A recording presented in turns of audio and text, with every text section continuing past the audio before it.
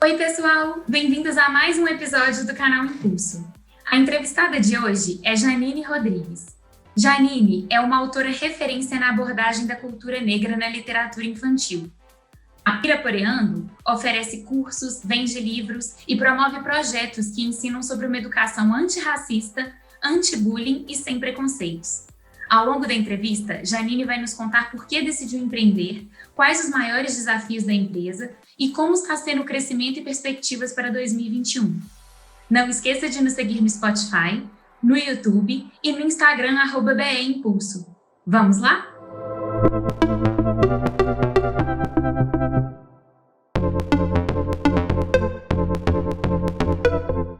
Janine, primeiro de tudo, eu queria te agradecer muito pelo tempo, por estar aqui hoje para poder conversar um pouco com a gente sobre sua caminhada, sobre como que foi essa adaptação à pandemia, sobre tudo que você escreve, você defende. Então, eu queria primeiro começar te agradecendo e sabendo um pouco de como foi sua trajetória. Quero agradecer o convite, eu assisti alguns episódios, incrível, vi algumas pessoas ali que eu conheço também, parabéns pela iniciativa. Eu acho que o ponto de partida muito importante foi o meu trabalho na área corporativa. Eu trabalhei durante 12 anos na área ambiental, eu prestava serviço principalmente para o IBAMA, e trabalhei na área do licenciamento. Então, todo empreendimento de energia, né, precisa passar por um processo legal de licenciamento.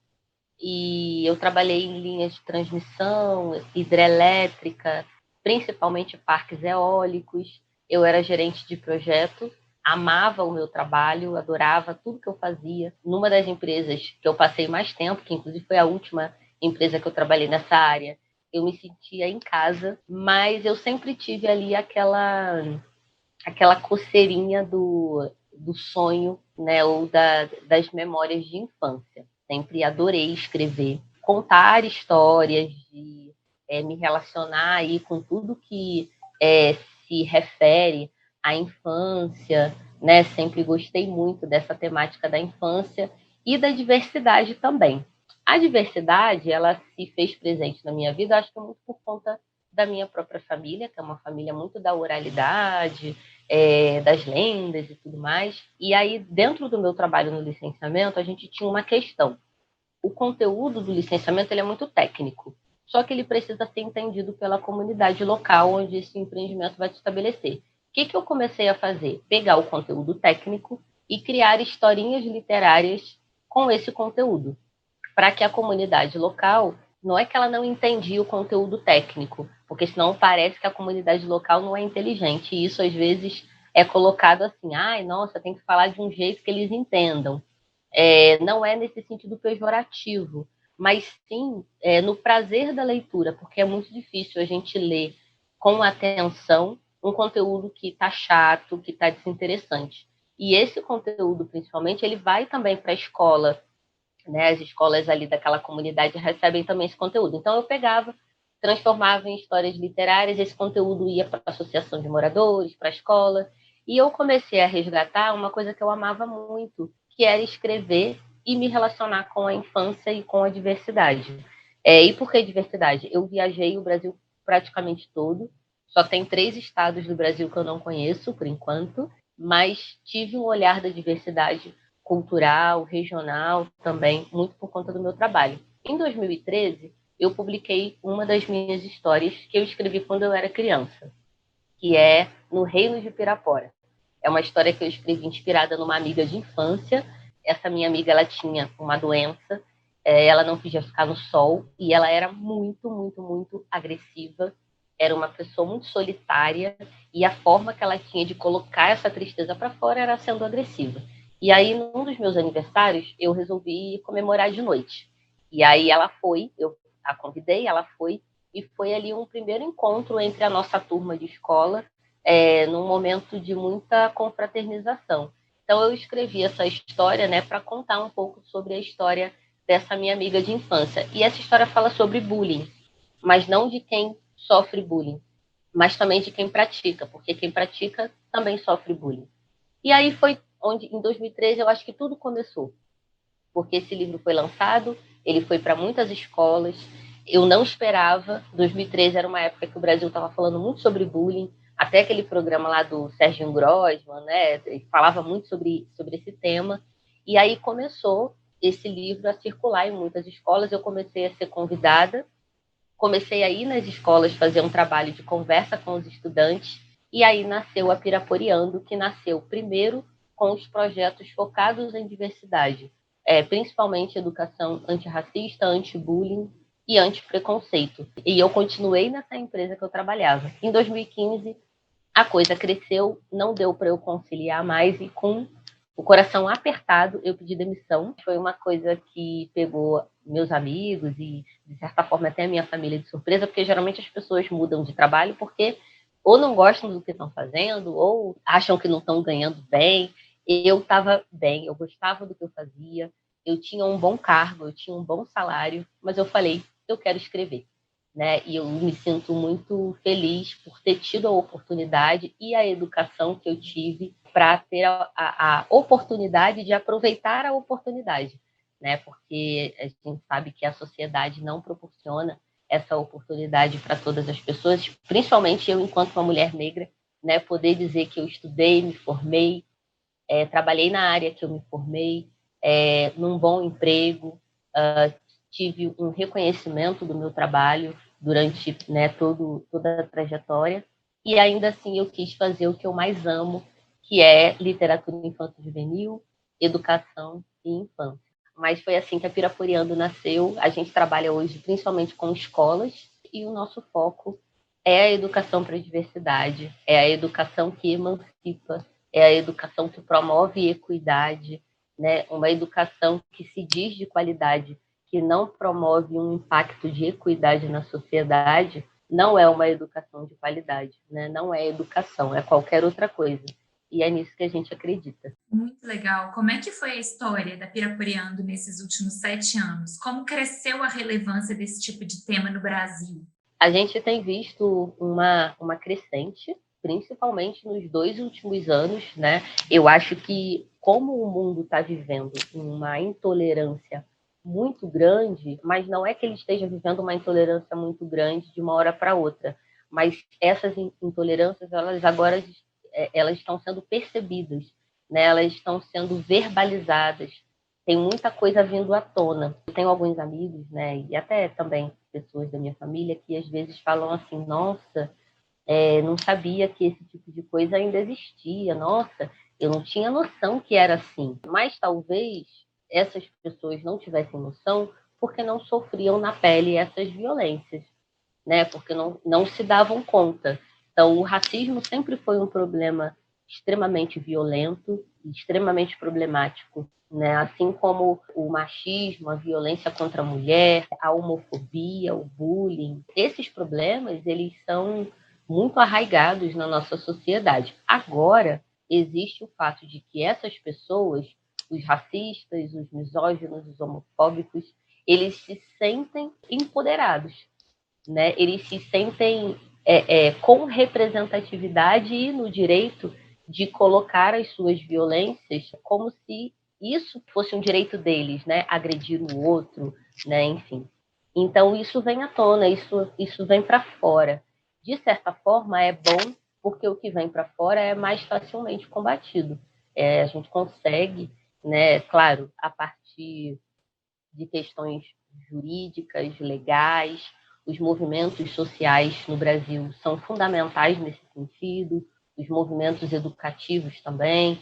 Então, eu acho que a gente consegue agora identificar onde reside esse problema, né, dentro da escola. Onde é que está o problema? Né? Porque a gente tem uma legislação de educação antirracista que parece que é de agora, mas ela é lá de 2003. A gente está em 2020. E é agora que a gente está falando de educação antirracista na escola, né? Por quê? A gente tem um problema agora na política, com certeza, mas e os governos anteriores? O que foi feito? Porque é de 2003 essa lei. E a luta da educação antirracista ela é muito anterior a 2003. E todas as outras questões também, né? Então, eu acho que agora a gente vê mais concretamente onde está o problema e aí a gente consegue também, de uma maneira mais objetiva, combatê-lo. Mas a gente vê o nosso crescimento muito com a participação da sociedade que está acordando. Vocês hoje, a Piraporeando, ela está dentro do setor de edtechs. Isso, exatamente, edtechs, né, que são empresas que usam a tecnologia em prol da educação. Lembrando também, né, lembrando que eu digo porque às vezes as pessoas confundem ou misturam os termos, tecnologia não é só o que é digital, tá? Isso aqui é tecnologia.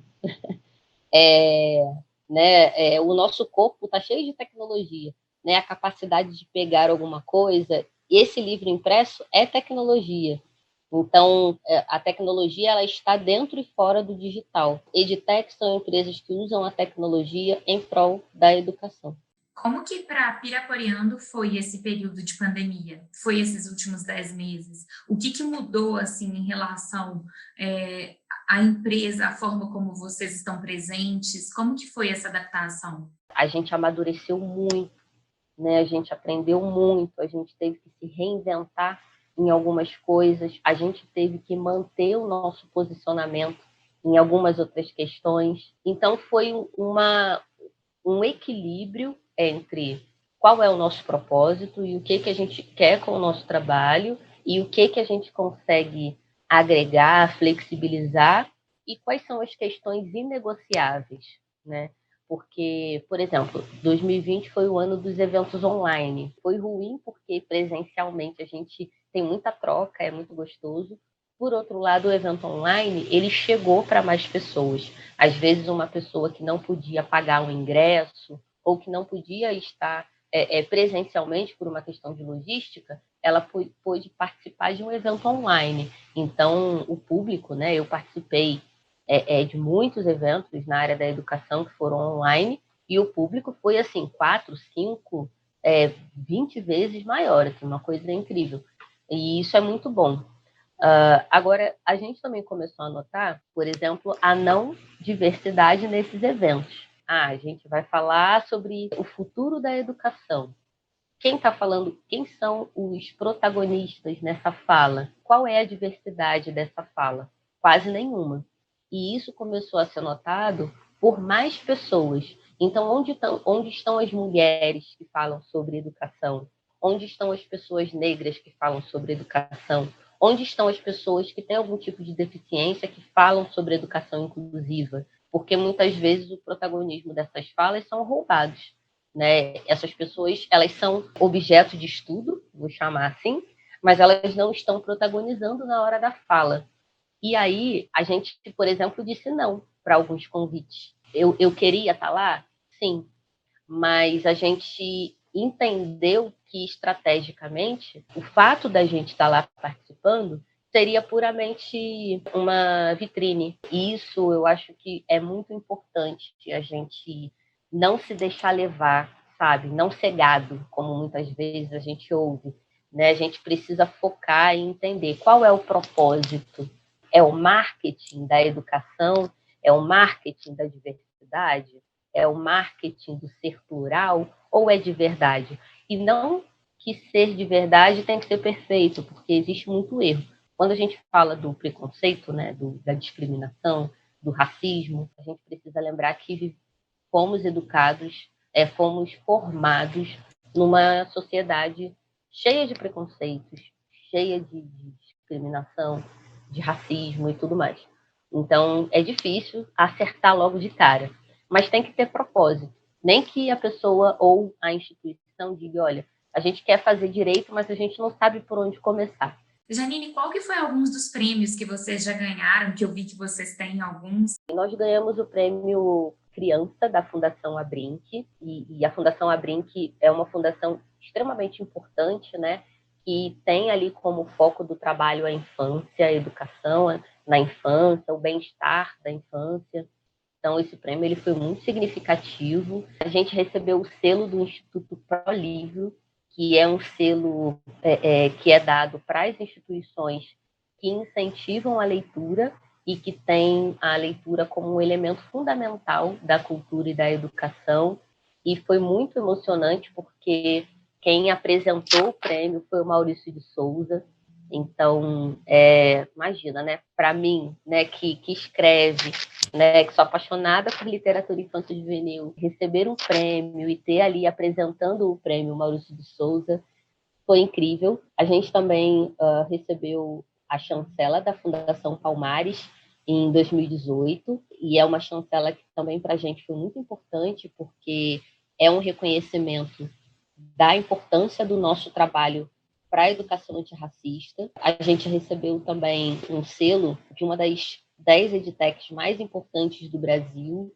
Foi um levantamento feito por grandes instituições de educação do Brasil, como a Croton, a ISPM, né, que elegeu aí algumas edtechs e ficamos entre as 10 mais importantes. A gente faz parte da RNPI, que é a Rede Nacional de Proteção à Primeira Infância. Recentemente eu ganhei o prêmio Tarsila do Amaral. Recentemente um dos nossos projetos ganhou o 3º prêmio, o projeto Se Essa História Fosse Minha.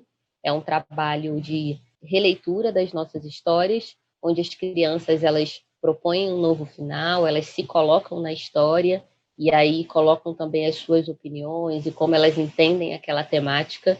Esse projeto ele foi 3 vezes premiado e agora, mais recente, ele ganhou o Prêmio Arte Escola da Secretaria de Cultura do Rio. A gente faz parte do mapa de cidades sustentáveis do estado de São Paulo, né? A Piraporianto passou a integrar o mapa da cidade, por ser considerada uma empresa que cumpre os objetivos do desenvolvimento sustentável. Você pode explicar para a gente um pouco como que funcionou isso? Os objetivos do desenvolvimento sustentável, eles são globais e por isso a sua importância, a sua relevância. Nós temos 17 objetivos, cada um foca, né, numa área específica.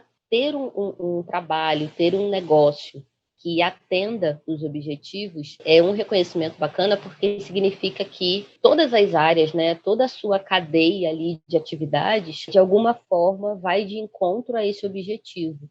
Então, por exemplo, você gerar impacto na sociedade e esse impacto ser medido. Como que a gente pode medir isso?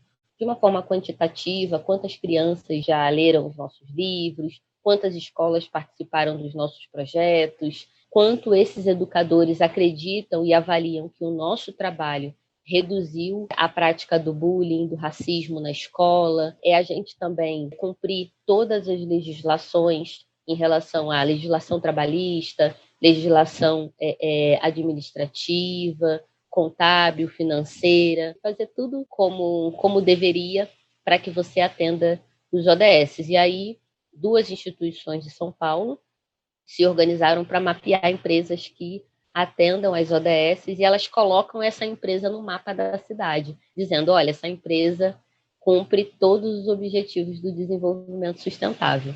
Muito legal. Você tem uma equipe na Piraporiando, mas você é efetivamente a autora. Em que tipo de coisa você se baseia para estar sempre inspirada, criando, falando sobre esses temas? Eu digo assim, qual que é um pouco da sua fonte de inspiração? Com certeza a minha infância, né? Toda vez que eu escrevo uma história, me vem à memória a minha infância. Eu tive uma infância muito bonita, com um evento que me marcou muito, que foi a morte do meu pai, né? Meu pai, ele faleceu muito novo, ele tinha 51 anos, eu tinha 8 anos, mas a minha relação com meu pai sempre foi muito próxima e muito forte. Nós convivemos durante 8 anos, que foi aí o meu período de infância, né, com ele, mas é como se a gente tivesse vivido juntos muito mais tempo, porque o meu pai ele era muito participativo. Ele era ele que me levava na escola, ele que ficava comigo para fazer os deveres, ele me levava para passear, ele acobertava as minhas bagunças para minha mãe não descobrir. Meu pai foi a primeira pessoa que falou que o meu cabelo era bonito, sim, que a cor da minha pele era bonita, que o meu nariz era bonito, que eu era bonita. Então, toda essa construção veio do meu pai. E eu vivi numa cidade do interior, né, brincando de pique-pega, pique-esconde, subindo em árvore, tomando banho de rio. Então, a minha infância é, sem dúvida, a minha maior fonte de inspiração, além de ser a minha principal conexão com as crianças de hoje. como eu tenho uma ligação muito forte com a infância, eu acabo tendo uma ligação muito forte com as crianças também. Para o ano de 2021, vocês estão pensando em quê? Enquanto organização, enquanto empresa, quais são os principais objetivos? Eu tenho aproximadamente umas 180 histórias escritas e eu quero fazer muitas coisas com essas histórias. Algumas já viraram livros, né? Eles estão até aqui atrás, mas eu quero muito ir para a área da animação, ter um desenho da Piraporiando no Netflix, alguma coisa nesse sentido. Eu quero muito ir para a área da animação, do audiovisual, e seguir aí também fazendo a formação de professores para a temática da diversidade, porque a gente cobra muito, a gente, que eu digo, a sociedade cobra muito dos professores, e a gente tem que lembrar de que, por mais óbvio que seja, que ninguém dá o que não tem. Então, se o professor ele não recebeu uma formação que aborda diversidade, que fala das legislações anti-bullying, antirracista, ele não consegue ter um bom embasamento para construir um projeto de longo prazo que vá focar na educação para a diversidade. Né? E educação para a diversidade não é data comemorativa. Educação antirracista é mudança de cultura, educação anti-bullying é mudança de cultura, é mexer na estrutura da sociedade, não é simples, não é tão poético e tão bonito quanto se pinta, né? Não é tão fácil, dói, né? Tem resistência, tem uma série de coisas que não é esse mar de rosas, né? Essa coisa poética, não é sempre assim. Na verdade, na maioria das vezes não é. Então, é tratar esse tema com seriedade. Assim, eu quero muito continuar fazendo esse trabalho com os professores. Muito legal. Obrigada. Espero que você tenha gostado, Janine. Muito. Obrigada também aí pelo papo, pelas perguntas, né, tão pertinentes. Se eu, né, puder deixar aí compartilhar alguma coisa, seria de nós empreendedores olharmos e pensarmos sempre no nosso propósito, né? Por que você está fazendo o que você está fazendo? Por que você não está fazendo qualquer outra coisa? Porque nos momentos mais difíceis é esse porquê que vai manter você lá. Né? O dia que a gente não conseguir mais responder esse porquê, acabou.